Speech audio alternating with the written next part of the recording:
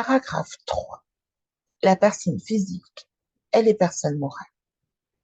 La notion de personne se dédouble, la notion de personne se dédouble pour recouvrir deux réalités, la personne physique et la personne morale. La personne physique est l'être de chair et de sang. Il s'agit de la personne humaine à laquelle le droit reconnaît la personnalité juridique. C'est la personne par essence. Ensuite, sur le modèle de cette personne véritable, le droit a créé un autre type de personne qui n'est plus constituée de chair et de sang. Ces personnes d'un autre genre, que l'on nomme personnes morales, permettent des regroupements autour d'intérêts communs. Telles sont les sociétés et les associations, qui sont les personnes morales de droit privé les plus courantes. Les sociétés et les associations, qui sont les personnes morales de droit privé les plus courantes. C'est aussi le cas de l'État ou de la commune, qui sont des personnes morales de droit public. Donc, personnes morales de droit privé les plus courantes, les sociétés et les associations, et l'État ou la commune, qui sont des personnes morales de droit public. Au-delà des personnes morales connues, la question se pose parfois d'inclure dans cette catégorie des regroupements d'autres natures. Il a ainsi été proposé en doctrine de conférer la qualité de personne morale à la communauté constituée des biens des époux ayant adopté un régime matrimonial communautaire ou à la famille. Plus récemment, a été proposé de considérer l'espèce humaine comme une personne morale. Le premier alinéa de l'article 16-4 du Code civil dispose que, citation, nul ne peut porter atteinte à l'intégrité de l'espèce humaine. Premier alinéa de l'article 16-4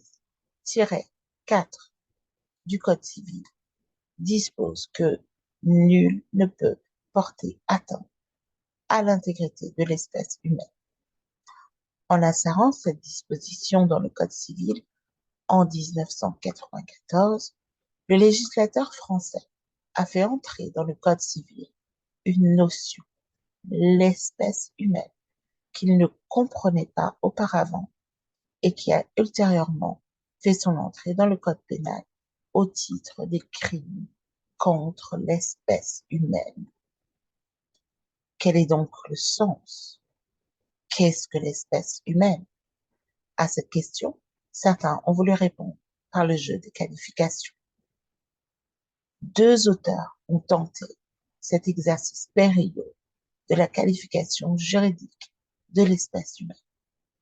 S'ils en tirent des conclusions radicalement différentes, leur point de départ est le même. L'univers du droit étant structuré par la summa divisio entre les personnes et les choses, l'espèce humaine doit être l'une ou l'autre. Donc, l'univers du droit étant structuré par la summa divisio entre les personnes et les choses, l'espèce humaine doit être l'une ou l'autre. Pour l'un, l'espèce humaine serait une chose. Toutefois, il ne s'agirait pas d'une chose appropriable, mais d'une de ces choses communes dont l'article 714 du Code civil dispose qu'elles, citation, n'appartiennent à personne, mais dont l'usage est commun à tous. Alors, l'article 714 du Code civil dispose que ces choses, début de citation, n'appartiennent à personne, mais dont l'usage est commun à tous. Fin de citation.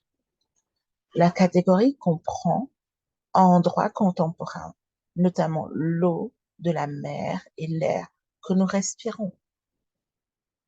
Ces racines historiques peuvent être trouvées dans les res divini iuris, res divini iuris du droit romain, des choses qui n'appartiennent qu'à Dieu. Res divini iuris, des choses qui n'appartiennent qu'à Dieu. Ainsi donc, nul ne pourrait s'approprier l'espèce humaine qui appartiendrait à la nature ou à Dieu ou à l'humanité, mais chacun pourrait en user.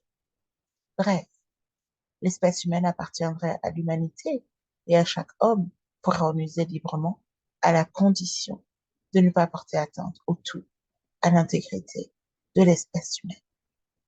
Appliquant une méthode comparable, un autre auteur récuse la qualification de chose et conclut à la qualité de sujet de droit en devenir.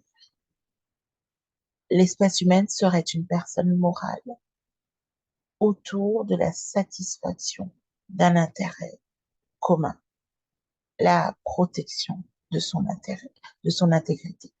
L'espèce humaine serait une personne morale organisée autour de la satisfaction d'un intérêt commun, la protection de son intégrité. Cependant, il est difficile de retenir l'une ou l'autre de ces qualifications. L'espèce humaine n'est ni une personne morale, ni une chose commune. Elle est un concept, elle est un concept qui transcende la somme des individus qui composent la famille humaine. Elle est en elle-même une catégorie dans laquelle peuvent être rangés les membres de la famille humaine. Envisager l'espèce humaine, c'est considérer le tout. L'espèce humaine n'est ni un sujet de droit, ni une chose. Début de citation.